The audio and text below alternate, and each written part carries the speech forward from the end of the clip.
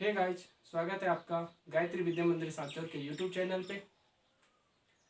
आज मैं solid state का 5th लेक्चर लेके आया हूँ आप लोगों के लिए। लास्ट क्लास तक मैंने आपको क्या डिस्कस किया था, टाइप्स ऑफ यूनिट सेल, एकक कोशिका के प्रकार, जिसमें मैंने आपको SCC, BCC, FCC और ECC 4 टाइप की यूनिट सेल के बारे में पढ़ाया था। लास्ट लेक्चर में मैं आपके लिए एक बात छोड़ के गया था कि नंबर ऑफ कॉन्स्टिट्यूएंट पार्टिकल या अवयवी कण को हम कैसे गिनते हैं। भाई कितने कॉन्स्टिट्यूएंट पार्टिकल होंगे। दिखने में तो ऐसा लगता है कि जैसे SCC के 8 कॉर्नर पर 8 पार्टिकल हैं, तो हमें लगता है कि भाई इसमें क्या होगा, इस यूनिट सेल में 8 ही क्या होने वाले हैं, कॉन्स्टिट्यूएंट पार्टिकल आने वाले हैं। तो ऐसा बिल्कुल भी नहीं है, उसी को काउंट करना मैं सिखाऊंगा।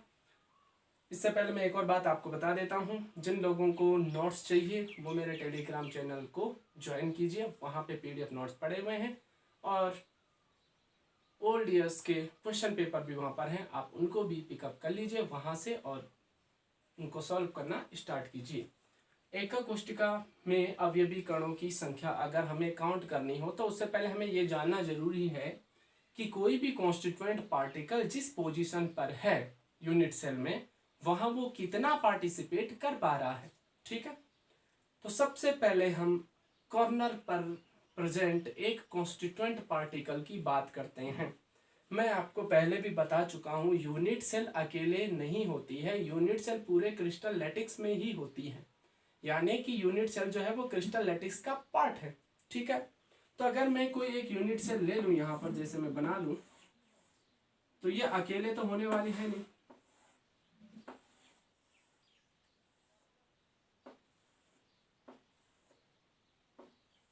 ठीक, भाई ये यूनिट सेल मैंने ली है, ये अकेले तो होगी नहीं। इसके इधर भी यूनिट सेल होगी, पीछे भी यूनिट सेल होगी, उसके पीछे भी यूनिट सेल होगी, ऊपर भी यूनिट सेल होगी। होगी कि नहीं होगी? तो यूनिट सेल में क्या होता है, यूनिट सेल में अगर हम कॉर्नर पर कोई पार्टिकल रख दें, जैसे कि मैंने यहाँ पर रखा हुआ है, मैं कोई भी एक कॉर्नर ले लेता हूँ, आप चाहो तो कोई भी कॉर्नर ले लो। मैंने ये वाला कॉर्नर सपोज टू भी ले लिया। ठीक है, इस कॉर्नर पर कोई कॉन्स्टिट्यूएंट पार्टिकल रखा हुआ है। आप अपने घर में जाओ, उसमें एक रूम में बैठो, इमेजिन करो जैसे मैं इस रूम में हूँ, इस रूम का एक कॉर्नर होगा वो वाला। अगर मैं उसको मेजर करने लग जाऊँ, उसको माइंड में सेट करूँ कि उस कॉर्नर को ही मुझे लेना है, आप चाहो तो किसी को भी ले लो, मैं इधर से इधर इसी को ले रहा हूँ। तो अब आप इमेजिन करो कि ये जो कमरा है, ये वाला कमरा, इस कमरे की इधर भी एक दीवार है। अगर मैं कहूँ आपसे कि इस दीवार पर एक रूम और सटा हुआ है, यानी कि मैं इस यूनिट सेल में एक यूनिट सेल और बना दूं मैं।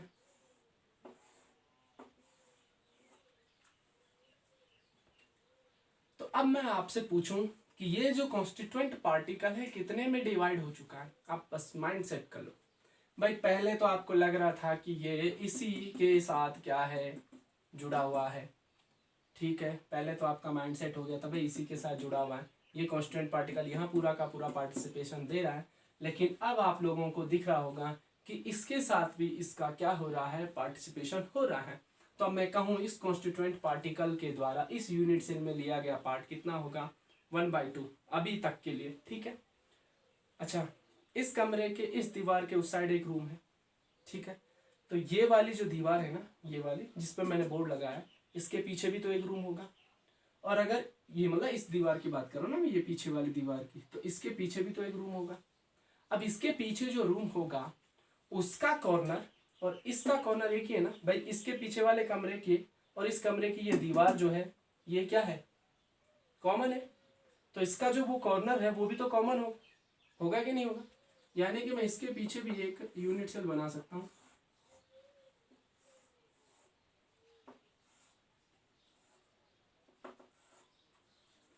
तो अब मैं कहूं कि पार्टिसिपेशन कितने का हो गया, 3 का। ठीक है भाई, देखो थोड़ा कॉम्प्लेक्स जैसा बन जाएगा, बस मैं समझा रहा हूँ आपको, है ना। तो अब मैं कहूँ ये कॉन्स्टिट्यूएंट पार्टिकल कितने से पार्टिसिपेट हो चुका है, 3 से। अब देखो ये कमरा था, इसकी दीवार के उस साइड एक रूम था, इसके पीछे एक रूम था। तो जो इसके पीछे रूम है उसके बगल में भी तो रूम होगा, मतलब इस रूम के बगल में, यानी कि इस यूनिट सेल के बगल में भी तो एक यूनिट सेल होगी। होगी कि नहीं होगी? तो ऐसे करके एक यूनिट सेल और होगी। ठीक है, नाउ अगर मैं आपसे कहूं कि ये वाला कॉन्स्टिट्यूएंट पार्टिकल कितनी यूनिट सेल से अब डिवाइड हो चुका है, तो आप कहोगे 4 से डिवाइड हो चुका है। यहाँ तक समझ में आ रही बात? यानी कि कॉर्नर पे जुड़ा हुआ जो पार्टिकल जिसको हम सोच रहे थे कि इसका पार्टिसिपेशन पूरा का पूरा होता है, अब वो 4 में बढ़ चुका है। अब एक और बात, इस कमरे का जो छत है उस छत का वो कोना कॉमन है कि नहीं है? अब इस छत के ऊपर अगर एक रूम और हो जाए, मतलब इसके ऊपर अगर मैं एक और यूनिट सेल बना दूं ऐसे करके,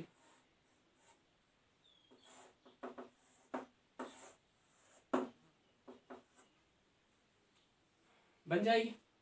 अब कितने से डिवाइड हो गया? 5 से हो गया कि नहीं होगा? इसकी बगल में भी बना लो तो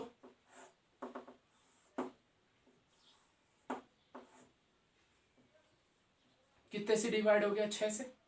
मतलब इसके ऊपर छत था, अब इसकी दीवार के बगल में एक रूम था, उसके पास में भी एक छत है, उस पर भी एक मकान बना दो या एक रूम बना दो, इसके ऊपर एक रूम है और इस दोनों के पीछे भी रूम है। मतलब भाई 4 रूम नीचे है तो 4 रूम ऊपर भी तो हो सकते हैं। तो टोटल ये कितनों से डिवाइड हो चुका है? 8 से ना।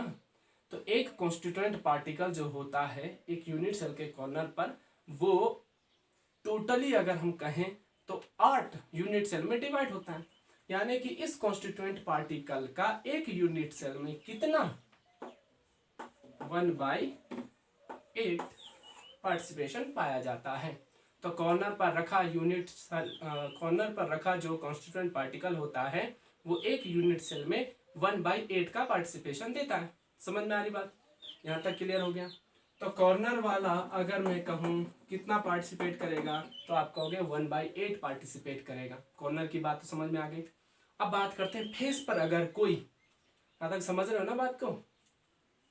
ठीक है, नहीं भी समझ में आ रहा होगा एक बार फिर से इसको रिपीट करना मैंने कैसे बताया है। वीडियो को रिवर्स कर लेना आप, और रिवर्स करके एक बार फिर से जाना तो आपको समझ में आ जाएगा मैं क्या बोल रहा हूँ। अब फेस पे रखे पार्टिकल की बात करते हैं।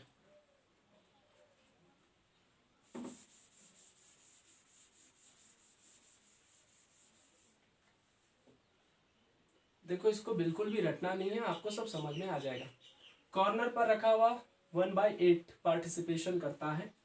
अब वही पार्टिकल माना कि आपका फेस पे रखा हुआ है,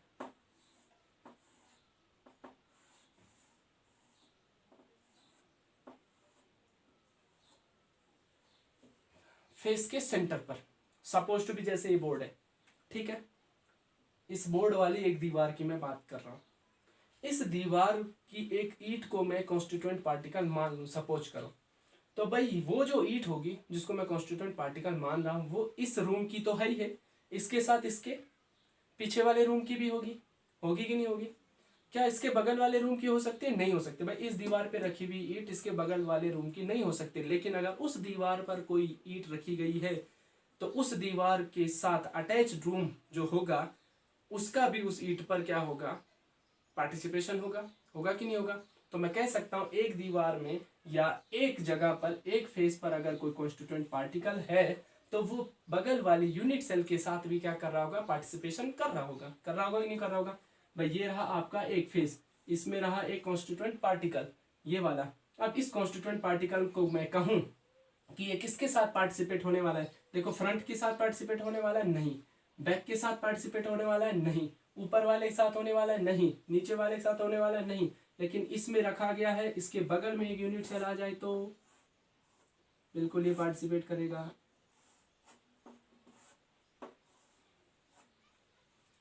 तो मैं कहूँ अगर फेस पर कोई कॉन्स्टिट्यूएंट पार्टिकल है, भाई फेस मतलब एक दीवार ले लो ना एक कमरे की, उस दीवार में जो ईंट होगी वो इस कमरे की तो होगी, उसके पीछे वाले कमरे की भी तो होगी। उसी प्रकार से अगर एक फेस में आपका कोई कॉन्स्टिट्यूएंट पार्टिकल रखा गया है तो वो इसके बगल वाले यूनिट सेल का भी तो फेस है, तो इसका पार्टिसिपेशन कितना हो जाएगा? 1/2। यानी कि फेस पर रखा गया कोई पार्टिकल है तो उसका जो पार्टिसिपेशन होने वाला है वो कितना होने वाला है? 1/2 पार्टिसिपेशन होने वाला है यहाँ पे। ठीक है, यहाँ तक बात समझ में आ गई। अब बात करते हैं एड्स की, किनारे की। तो एड्स में आप लोग देख लो, अगर मैं कहूँ ये इसी एड्स को मान लो, इस एड्स पर कोई कॉन्स्टिट्यूएंट पार्टिकल है तो क्या ये कॉन्स्टिट्यूएंट पार्टिकल बगल वाले के साथ पार्टिसिपेट करेगा यूनिट सेल के साथ? नहीं करेगा। इसके बगल में कोई यूनिट सेल आ जाए उसके साथ पार्टिसिपेट करेगा? नहीं करेगा, यानी कि लेफ्ट एंड राइट तो ये नहीं करने वाला है। अगर मैं इसके पीछे एक यूनिट सेल बना दूं तो क्या पार्टिसिपेट करेगा? आप कहोगे यस सर करेगा। समझ में आ रही बात है कि नहीं है?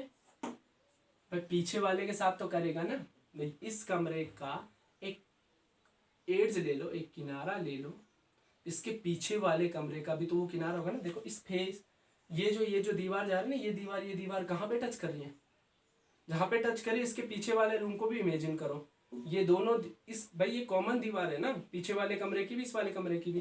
तो ये वाली जो दीवार है ये पीछे वाले यूनिट सेल की भी और आगे वाले यूनिट सेल की भी क्या है? कॉमन है। कॉमन है कि नहीं है? तो मैं इसे इस प्रकार से बना लेता हूँ, थोड़ा साफ बनाता हूँ।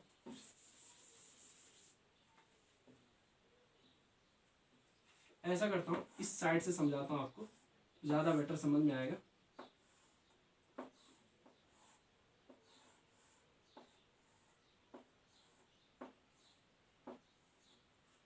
पीछे वाले में थोड़ा दिक्कत आ रही होगी समझने में। ऐसा करता हूँ, इस वाले एड्स को ले लेता हूँ, तो यहाँ से आपको ज़्यादा क्लीन समझ में आएगा। इस एड्स में जो पार्टिकल रखा है, अगर मैं इसके पीछे कोई यूनिट सेल बनाऊँ तो क्या उस यूनिट सेल से पार्टिसिपेट कर रहा है? नहीं कर रहा है ना, क्योंकि पीछे वाली का लास्ट दीवार तो ये है। लेकिन अगर मैं इसी के बगल में कोई यूनिट सेल बना दूँ, अब कहूँ पार्टिसिपेशन हो रहा है, तो आप कहोगे सर बिल्कुल पार्टिसिपेशन हो रहा है। अगर मैं इसके ऊपर एक यूनिट सेल बना दूँ ऐसे करके,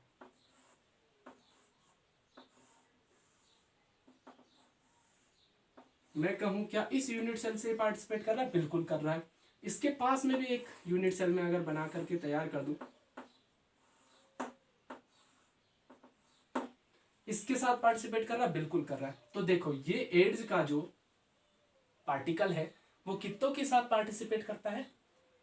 4 यूनिट सेल के साथ पार्टिसिपेट करता है। तो अब मैं कहूँ कि इस यूनिट सेल में इसका कितना पार्ट आ रहा है, तो आपको पता है 3 अलग अलग और बटे हुए, चौथा नंबर इसका आ रहा है, तो 1/4 हुआ कि नहीं हुआ? तो एड्स पर रखा गया जो पार्टिकल होता है वो आपका 1/4 पार्टिसिपेशन करता है किसी एक यूनिट सेल के लिए। तो कॉर्नर वाला 1/8, 1/2 कौन? फेस वाला, एड्स वाला 1/4। और अगर बॉडी के कोई सेंटर पर हो, सपोज करो इस यूनिट सेल के एक सेंटर पर मैंने पार्टिकल रख दिया, तो क्या इसके साथ पार्टिसिपेट कर रहा है? आप कहोगे नहीं कर रहा है। कहाँ कर रहा है भाई? ये तो सेंटर पे। इसके साथ कर रहा है? नहीं कर रहा है। इसके साथ कर रहा है? नहीं कर रहा। पीछे बनाओ, आगे बनाओ, तो बॉडी के सेंटर पर जो पार्टिकल होगा, आप आगे पीछे कितनी भी यूनिट सेल जोड़ दो, वो यहीं तो पार्टिसिपेट करेगा। भाई इस कमरे के अंदर जो चीज़ है वो इसी कमरे की गिनी जाएगी। लेकिन इस दीवार पर कोई चीज़ हमने ठोक दी, जैसे ईंट है, तो इस दीवार की ईंट इस कमरे की तो है, बगल वाले की भी तो है। समझ में आ रही बात? क्लियर है? कॉर्नर पर जो चीज होगी वो बगल वाले की होगी, उसके पीछे वाले की होगी, ऊपर वाले की होगी। ऐसे ऐसे करके इनका पार्टिसिपेशन मैंने आपको बता दिया है। तो बॉडी के सेंटर पर कोई चीज है, सॉरी जो पार्टिकल है, वो चीज क्या है? पार्टिकल की बात करें तो जो कॉन्स्टिट्यूएंट पार्टिकल है वो यहाँ पर कितना पार्टिसिपेशन करता है? एक, पूरा एक। ठीक है, तो अब कॉर्नर पर 1/8 होता है, फेस पर 1/2 होता है, एज पर 1/4 होता है, और बॉडी के सेंटर पर पूरा का पूरा एक पार्टिसिपेशन होता है। अब आप समझ गए होंगे कि जो कॉन्स्टिट्यूएंट पार्टिकल मैंने आपको बताए थे वो कैसे कैसे बताए थे। फिर भी मैं एक बार आपको क्लियर करके बता देता हूँ। सबसे पहले बात करते हैं एससीसी की।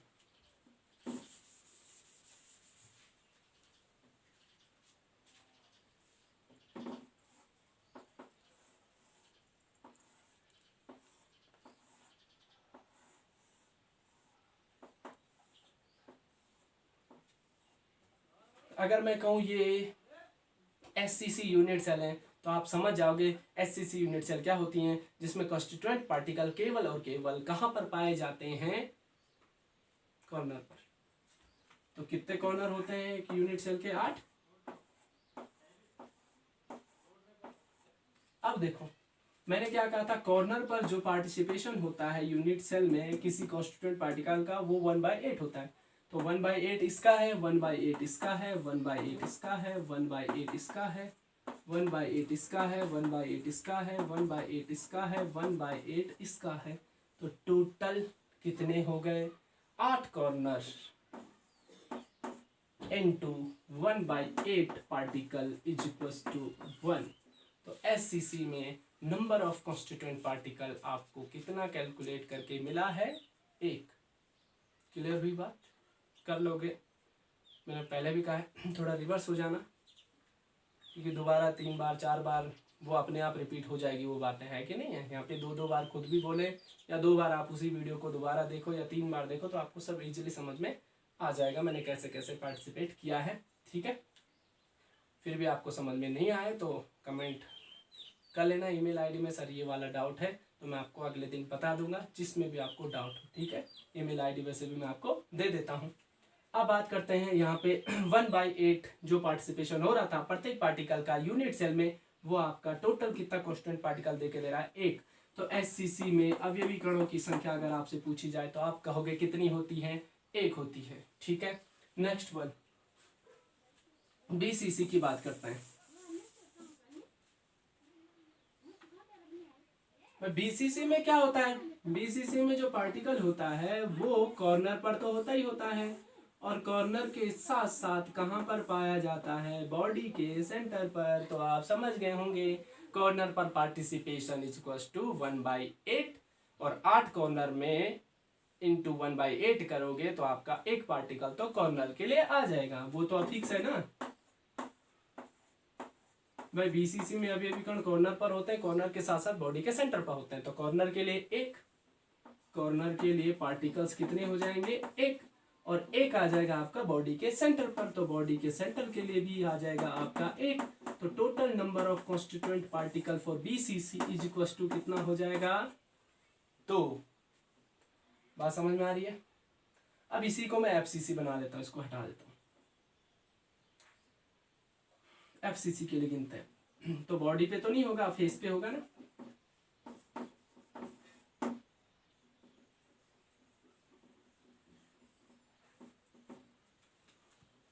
टोटल कितने फेस होते हैं, 6 फेस होते हैं। प्रत्येक फेस पर पार्टिसिपेशन कितना है, 1/2 का है प्रत्येक कांस्टेंट पार्टिकल। तो 1/2 यहाँ, 1/2 यहाँ, 1/2 यहाँ, 1/2 यहाँ, 1/2 फ्रंट वाले फेस पर, 1/2 बैक वाले फेस पर। तो टोटल कितने फेस हैं, 6। पार्टिसिपेशन कितना है 1/2 का, टोटल कितना हो गया 3। एक कॉर्नर पर होगा ही होगा, और 6 फेस पर आपका कॉन्स्टिट्यूएंट पार्टिकल का पार्टिसिपेशन 1/2 1/2 1/2 को अगर हम सॉल्व करें तो ये आ जाएगा आपका number of constituent particle 3 on face centre. ठीक है, तो 3 फेस के सेंटर पर, 1 कॉर्नर पर, टोटल कॉन्स्टिट्यूएंट पार्टिकल कितने हो जाएंगे 4। समझ में आ रही बात, समझ में आ रही ना। मैंने क्या कहा, फेस पर एक कांस्टेंट पार्टिकल आधा पार्टिसिपेट इस यूनिट सेल के लिए करेगा तो आधा दूसरी के लिए करेगा। तो आधा ही तो कर रहा है ना, तो टोटल 6 फेस है, तो 6 पे आधा आधा गिन लो तो 3 हो जाएगा, और कॉर्नर पर 1 मैंने पहले ही बता दिया है। तो टोटल आपके कांस्टेंट पार्टिकल एफसीसी के लिए कितने हो जाते हैं, 4 हो जाते हैं। इसी को ईसीसी बना लो। अब ईसीसी में क्या होता है, कॉन्स्टिट्यूएंट पार्टिकल कहाँ कहाँ पाए जाते हैं, कॉन्स्टिट्यूएंट पार्टिकल पाए जाते हैं कॉर्नर के साथ साथ, कॉर्नर के साथ साथ किसी भी 2 विपरीत फेस के सेंटर पर। तो मैंने एक ऊपर वाला फेस का सेंटर ले लिया, एक नीचे वाला फेस का सेंटर। तो कॉर्नर पर तो आपको पता ही है 1 पार्टिसिपेशन हो रहा है। तो फेस के सेंटर पर अगर मैं आपसे कहूं तो फेस के सेंटर पर 2 फेस के सेंटर पर पार्टिकल हैं, और पार्टिसिपेशन कितना करते हैं 1/2 का। तो टोटल कॉन्स्टेंट कितने हो जाएंगे 1, और 1 कितना हो जाएगा 2। तो ईसीसी के लिए नंबर ऑफ कांस्टेंट पार्टिकल कितने होते हैं, 2 होते हैं। क्लियर हुई बात, ठीक है, ओके डन।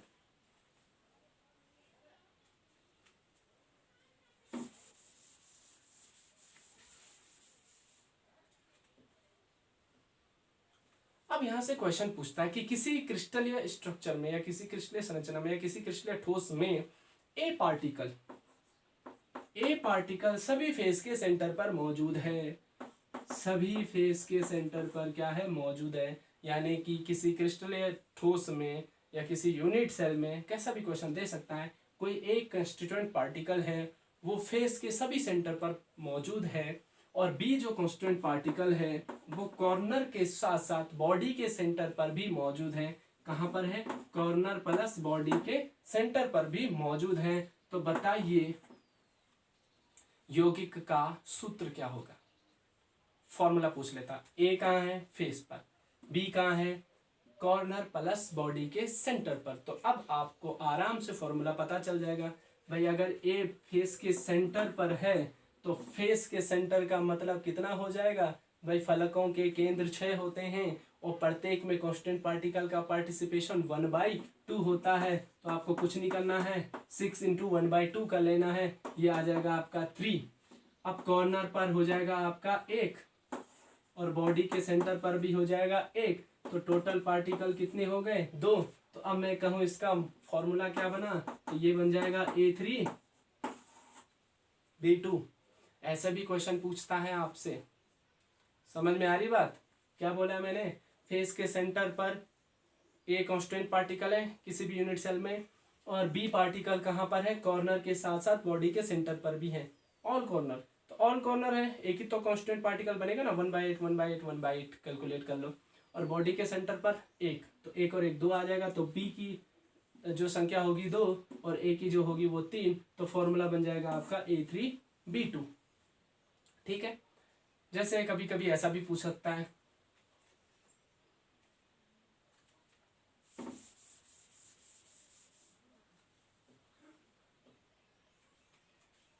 कोई भी यूनिट सेल बोलेगा भाई किसी यूनिट सेल में ए जो कांस्टेंट पार्टिकल है वो सभी एड्स के सेंटर पर है, सभी एड्स के सेंटर पर है, साथ साथ आपका कॉर्नर पर है, वे सभी कॉर्नर पर है, सभी एड्स के सेंटर पर है। और बी जो पार्टिकल है वो सभी फेस के सेंटर पर है और साथ साथ बॉडी के सेंटर पर है। तो ऐसे यौगिक का आपको क्या करना है, फॉर्मूला लिखना है। ठीक है, बस कुछ नहीं करना, आपको कांस्टेंट पार्टिकल आते ही हैं भाई। एड्स पर पार्टिसिपेशन कितना होता है 1/4 का, और टोटल एड्स कितनी होती हैं 12। कॉर्नर पर पार्टिसिपेशन कितना होता है 1/8 का, टोटल कॉर्नर कितने होते हैं 8। फेस पर पार्टिसिपेशन कितना होता है 1/2 का, टोटल फेस कितने होते हैं 6। बॉडी के सेंटर पर पूरा का पूरा पार्टिसिपेशन। अब बताओ ये कितना हो जाएगा 3, ये कितना हो गया 1, तो इसके नंबर कितने आ गए 4, यानी कि बी आपके पास 4 हैं। 4 3 12, 3 एड्स पर और 1 आ गया आपके कॉर्नर पर, तो ए के नंबर भी 4, बी के नंबर भी 4, तो A4 B4, या इसको हम सिंप्लीफाई करके लिख सकते हैं, the molecular formula is AP। बात क्लियर हुई, क्लियर हो गई होगी। ठीक है, डन। ऐसे क्वेश्चन आते हैं, आप कर लोगे। मैं आपको क्वेश्चन जो हैं वो जो मैंने नोट्स दिए उसमें क्वेश्चन भी हैं आपके, आप उनको सॉल्व कर लेना। अच्छा, कभी कभार क्वेश्चन में ऑक्टाहेड्रल वर्ड्स और टेट्राहेड्रल वर्ड्स भी डाल देता है ऐसे क्वेश्चन में।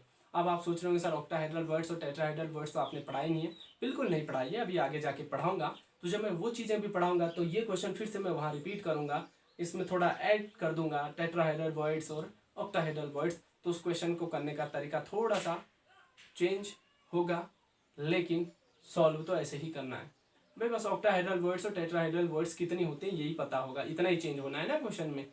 ठीक है, तो वो क्वेश्चन के बारे में मैं आपको नेक्स्ट जब भी आपके ऑक्टाहेड्रल टेट्राहेड्रल वर्ड्स का नंबर आएगा, जब मैं उन चीज़ों को बताऊंगा तो वहाँ पे बता दूंगा। तो यहाँ तक तो ये क्वेश्चन बता दिए, नंबर ऑफ कांस्टेंट पार्टिकल होते हैं वो भी मैंने आपको बता दिए हैं।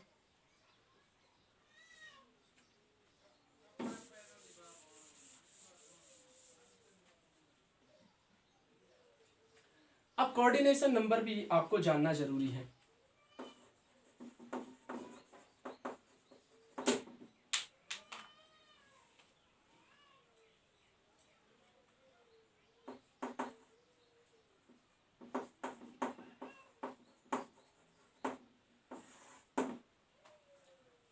तो कोऑर्डिनेशन नंबर क्या होता है, देखो किसी भी क्रिस्टलाइन सॉलिड की अगर हम बात करते हैं तो किसी भी क्रिस्टलाइन सॉलिड में कोई पार्टिकल जो होता है कॉन्स्टिट्यूएंट पार्टिकल, वो कॉन्स्टिट्यूएंट पार्टिकल कितने कॉन्स्टिट्यूएंट पार्टिकल से डायरेक्टली अटैच्ड है उसको हम कहते हैं कोऑर्डिनेशन नंबर। ध्यान रखना आपको, क्या कहा मैंने, कोऑर्डिनेशन नंबर क्या होता है, कोई भी कॉन्स्टिट्यूएंट पार्टिकल डायरेक्टली कितने कॉन्स्टिट्यूएंट पार्टिकल से अटैच्ड है वो उसका कोऑर्डिनेशन नंबर या उपसहसंयोजी संख्या कहलाती है। जैसे मैंने कहा ये कॉन्स्टिट्यूएंट पार्टिकल है, सपोज करो इस कॉन्स्टिट्यूएंट पार्टिकल के पास में मैंने एक और कॉन्स्टिट्यूएंट पार्टिकल लगा दिया, तो मैं पूछूं इस कॉन्स्टिट्यूएंट पार्टिकल का कोऑर्डिनेशन नंबर कितना है, तो ये डायरेक्टली 1 से अटैच है तो इसका कोऑर्डिनेशन नंबर भी 1 हो जाएगा और इसका कोऑर्डिनेशन नंबर भी 1 हो जाएगा। ठीक है, अब मैं क्या करूं, किसके पास में एक और कॉन्स्टिट्यूएंट पार्टिकल जोड़ दूं।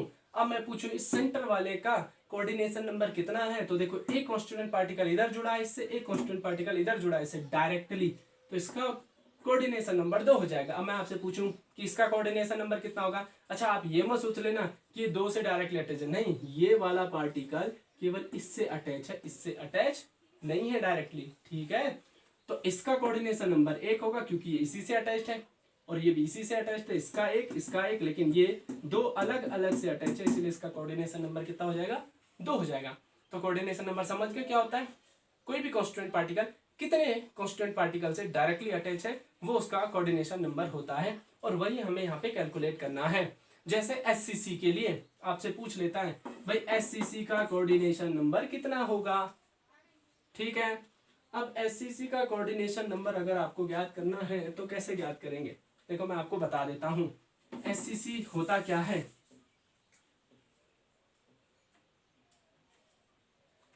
भाई एससीसी एक ऐसा क्रिस्टल सिस्टम है या ऐसा यूनिट सेल है जिसमें क्या होता है, आपका कॉन्स्टिट्यूएंट पार्टिकल जो होता है केवल कॉर्नर पर मौजूद होता है। मैं आपको बना के दिखा देता हूं एक बार फिर से, अब तो रट गया होगा आप लोगों को ये।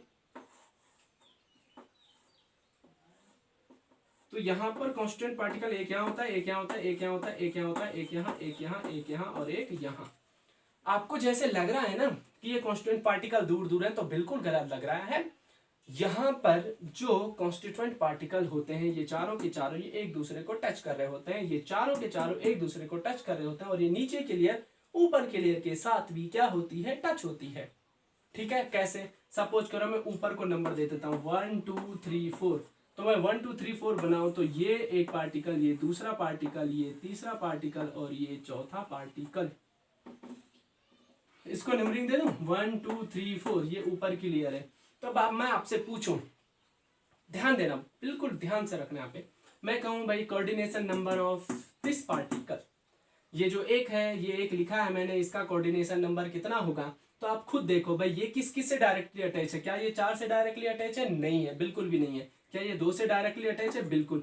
इस एक के लिए ये एक कोऑर्डिनेशन नंबर बन गया। क्या ये एक 3 से डायरेक्टली अटैच है, बिल्कुल अटैच है, तो इसका कोऑर्डिनेशन नंबर, इस एक का कोऑर्डिनेशन नंबर कितना हो गया, 2 हो गया।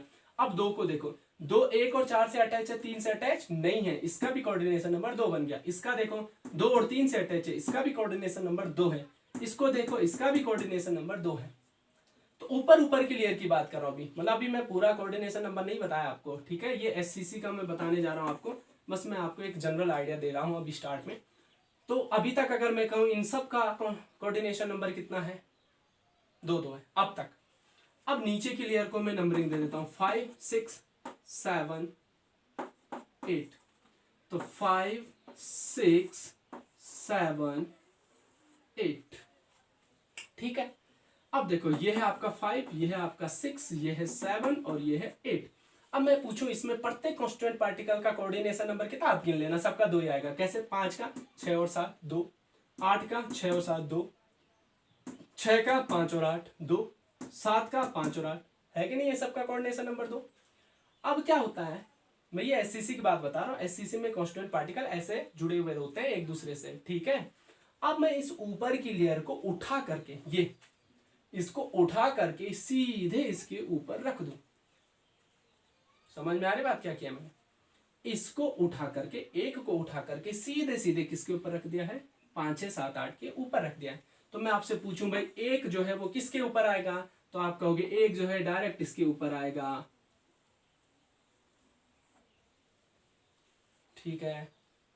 अब मैं कहूं भाई एक का कोऑर्डिनेशन नंबर कितना हो गया, तो देखो 2 तो पहले ही था, एक 5 के साथ जुड़ा तो कितना आ जाएगा, 3 आ जाएगा, ठीक है। बॉल जैसी होती ना भाई, आप 4 बॉल ले लेना, मेरे पास है नहीं अवेलेबल, तो 4 गेंद ले लेना, 4 गेंद ऊपर रखना, 4 गेंद नीचे रखना, तो जो ऊपर वाली एक गेंद होगी जिस नीचे वाली गेंद के साथ टच होगी वो केवल उसी के साथ टच होगी, होगी कि नहीं होगी।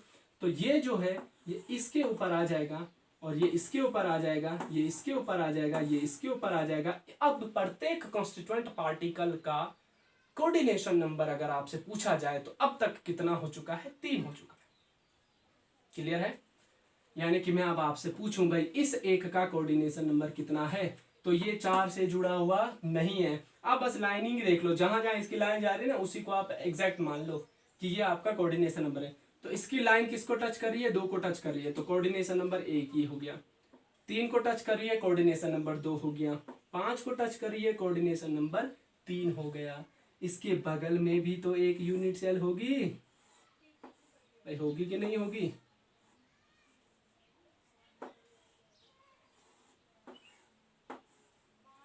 इसकी बगल में जो यूनिट सेल जाएगी यहां भी तो एक कोऑर्डिनेशन नंबर बनेगा कि नहीं बनेगा? तो कोऑर्डिनेशन नंबर कितना हो गया, 4। इसके ऊपर भी तो एक यूनिट सेल बनेगी।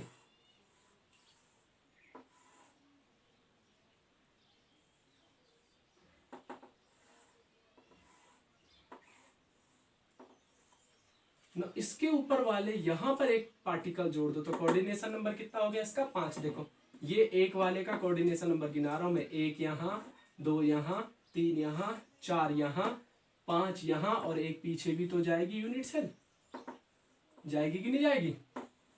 एक पार्टिकल यहां भी तो होगा। तो टोटल कांस्टेंट पार्टिकल कितने हो गए, 6। मैंने क्या कहा, एक अकेली यूनिट सेल नहीं होती है, क्रिस्टलेटिक्स में ही वो होती है।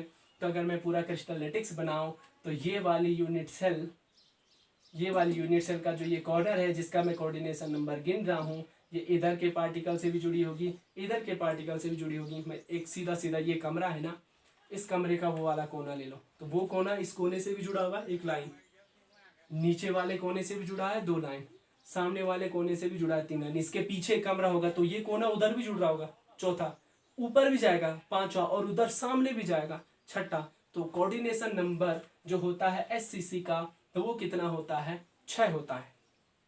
यार बात समझ में आ गई है? ठीक है। तो टोटल कोऑर्डिनेशन नंबर अगर मैं कहूं एससीसी का जो होगा 6 हो जाएगा। क्लियर हुई भाई? इसका गिन रहा हूं ना, 3 तो इसी सेल में हो जाएगा, एक इससे ऐड है, एक इससे अटैच है, एक इससे अटैच है।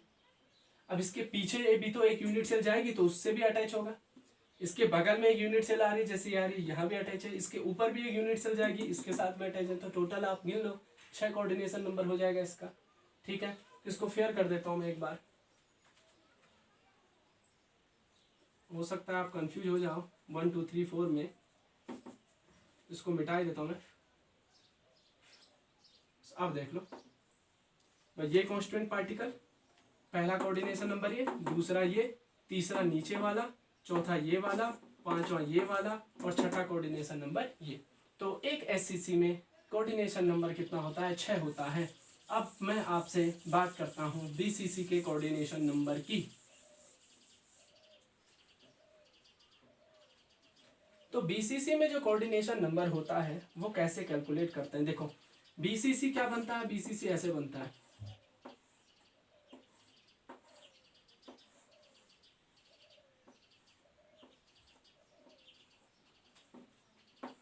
पार्टिकल्स जो होते हैं कांस्टेंट पार्टिकल, वो कॉर्नर पर भी होते हैं और कॉर्नर के साथ साथ कहां पर होते हैं, बॉडी के सेंटर पर भी होते हैं। तो अब मैं आपसे पूछूं कि इसका कोऑर्डिनेशन नंबर कितना होने वाला है, तो आपको बिल्कुल भी नहीं पता होगा, लेकिन मैं आपको बता देता हूं कितना आने वाला है। जो इसका जो कोऑर्डिनेशन नंबर आता है वो 8 आता है। वो अब 8 कैसे आता है मैं आपको बता देता हूँ। देखो इसमें जो कांस्टिट्यूएंट पार्टिकल होते हैं, ऊपर की लेयर ले रहा हूं मैं, ठीक है, वो एक दूसरे को टच नहीं कर रहे होते हैं, और नीचे की लेयर के चारों पार्टिकल भी एक दूसरे को टच नहीं कर रहे होते हैं। यहां तक बात समझ में आई? मतलब नीचे के 4 पार्टिकल, जो नीचे के 4 कोने हैं ना, उन पर जो 4 पार्टिकल रखे हैं, ऊपर के जो 4 पार्टिकल हैं वो एक दूसरे को कोई भी टच नहीं कर रहा है। अब आप सोच रहे होंगे सर कोई भी टच नहीं कर रहा है तो कोऑर्डिनेशन नंबर कैसे बनेगा? लेकिन इसमें क्या होता है, जो बॉडी के सेंटर पे पार्टिकल होता है वो नीचे की लेयर के चारों को टच करता है। ये बॉडी के सेंटर का पार्टिकल है, ये नीचे की लेयर के चारों पार्टिकल को टच करता है। तो अब मैं कहूं इसका कोऑर्डिनेशन नंबर कितना हो गया, तो आप कहोगे सर 4 हो गया। अब इन 4 गेंदों को, ये जो 4 जो अभी कण है, इसको जस्ट इसके ऊपर रख दो तो ये सेंटर वाला इन चारों को भी टच करेगा कि नहीं करेगा? करेगा ना। तो ये मान लो कि 4 छोटी छोटी गेंदें नीचे थी, उसके ऊपर मैंने एक बड़ा सा फुटबॉल रखा और उसके ऊपर 4 और गेंदें चिपका दी। तो सेंटर वाला जो पार्टिकल है इसका कोऑर्डिनेशन नंबर कितना हो जाएगा? 8। किस किस के साथ? इसके साथ भी टच है, इसके साथ भी टच है, इसके साथ भी टच है, इसके साथ, इसके साथ, इसके साथ, ये सबके साथ टच है। तो जो सेंटर पर कॉन्स्टिट्यूएंट पार्टिकल है उसका कोऑर्डिनेशन नंबर तो 8 आ गया। अब आप बोल रहे होंगे सर सेंटर वाला तो 8 बता दिया, कॉर्नर वाले का 8 बता के दिखा दो। तो मैं आपको बता देता हूँ भाई, इसकी बॉडी के सेंटर में जो पार्टिकल है वो सभी को टच कर रहा है कि नहीं कर रहा है 8 के 8। तो इसके बगल में भी तो एक यूनिट सेल होगी। थोड़ा ध्यान से देखना, बॉडी वाला समझ में आ गया ना।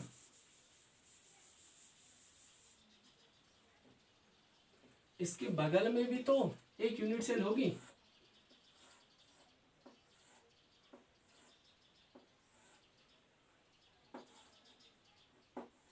ये है कि नहीं है। तो इसकी बॉडी के सेंटर में भी क्या होगा, एक पार्टिकल होगा, और वो 8 के 8 कोनों को क्या कर रहा होगा बेटा, टच कर रहा होगा ना। अब अगर ये 8 के 8 कोनों को टच कर रहा है तो 4 कोने तो इसके इस वाले कॉमन हो गए कि नहीं हो गए।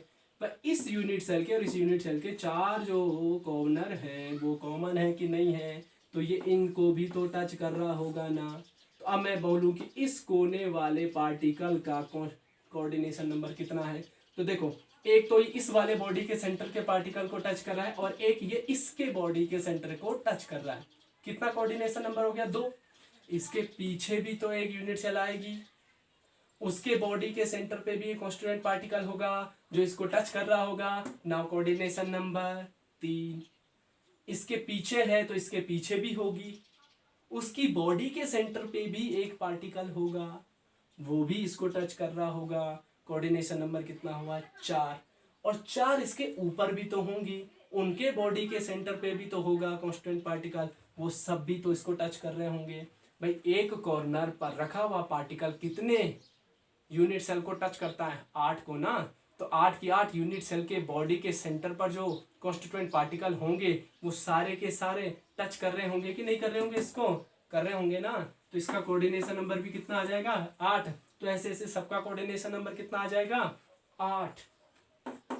तो बीसीसी में कोऑर्डिनेशन नंबर कितना होता है, 8 होता है। ठीक है, अब बात करते हैं एफसीसी की। तो एफसीसी का कोऑर्डिनेशन नंबर या एचसीपी का कोऑर्डिनेशन नंबर जो है मैं वो आपको नेक्स्ट लेक्चर में बताऊंगा, क्योंकि लेक्चर थोड़ा सा लंबा हो जाता है। ठीक है, तो नेक्स्ट लेक्चर में मैं आपको एफसीसी, एचसीपी और ईसीसी के कोऑर्डिनेशन नंबर बताऊंगा और उसके बाद में नेक्स्ट लेक्चर स्टार्ट करूंगा। Thank you.